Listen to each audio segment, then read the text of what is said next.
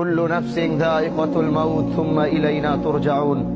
আমানতু বিল্লাহ, সাদাকাল্লাহুল মাওলানাল আযীম। মানুষ তো এরকম রূপ ধারণ করেছে, জানাজার নামাজ যদি মনে করেন 10টায় দেওয়া হয়, আর সেখান থেকে যদি 5 মিনিট অতিক্রম হয় পিছন থেকে বারবার আওয়াজ আসে, আরে ভাই জানাজাটা কেন দেরি করতেছে, তাড়াতাড়ি পড়ান না। আমি তাদের উদ্দেশ্যে বলতে চাই, আপনার চারপাশে যারা এই বাক্যটি উচ্চারণ করে তাদের চেহারাগুলো একটু দেখে চিনে রাখুন।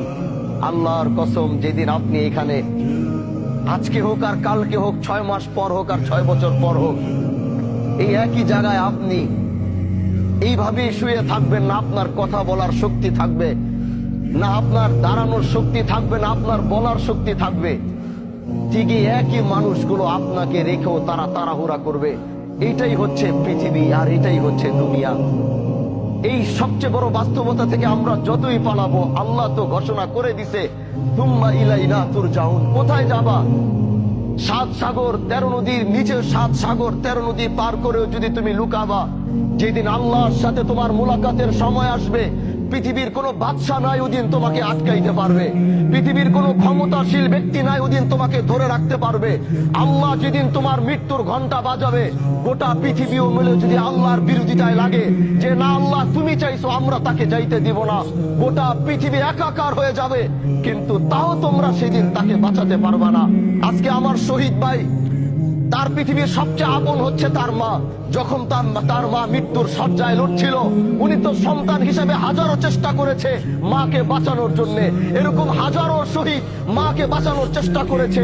কেউ হাসপাতালের বেডে করেছে, কেউ নিজের কোলের মধ্যে করেছে, কেউ ঘরের মধ্যে করেছে, কিন্তু পৃথিবীর প্রতিটা সন্তান ব্যর্থ হয়েছে। কারণ আল্লাহ বলেছে, কুল্লু নাফসিন যায়িকাতুল মাউত সুম্মা ইলাইনা তুরজাউন। তুমি যেখানে যাও, যেই প্রান্তে যাও, যেই দিক থেকে যাও, যেদিন তোমার মৃত্যুর ঘন্টা বাজবে, ওইদিন পৃথিবীতে তোমার থাকার আর কোনো অস্তিত্ব থাকবে না। এজন্য ভাই আমার, আসো এই জানাজায় 5টা মিনিট দেরি করো, তাকাও এই লাশের দিকে, তাকাও এই সাদা কাপড়ের দিকে, যাও ওই কবরের দিকে 5টা মিনিট গিয়ে তাকায় থাকো। যেটা তোমারও ঘর হবে, যেটা তোমার বাবার ঘর হয়েছে, যেটা তোমার মার ঘর হয়েছে, যেটা তোমার বন্ধু বান্ধবের ঘর হয়েছে, যেটা তোমার নেতার ঘর হয়েছে, যাও একটাবার তাকিয়ে দেখো। তুমিও প্রস্তুতি নাও যে এখানে তুমিও একদিন নামবে, কিন্তু নিজের পায়ে নয়, কেউ তোমাকে ধরে নামাবে। এটাই হচ্ছে পৃথিবীর সবচেয়ে বড় বাস্তবতা। এজন্য ভাই, মৃত্যুর প্রস্তুতি নাও। দুনিয়ার এই রঙিন স্বপ্নকে বন্ধ করো। এই রঙিন স্বপ্ন তোমাকে বারবার ধোঁকা দিয়ে আল্লাহর সাথে তোমার সম্পর্কের জুদা ঘটাইতেছে। আল্লাহর সাথে তোমার সম্পর্কের পার্থক্য এত করতেছে, তোমার আর রবের মধ্যে কোনো সম্পর্ক পাওয়া যায়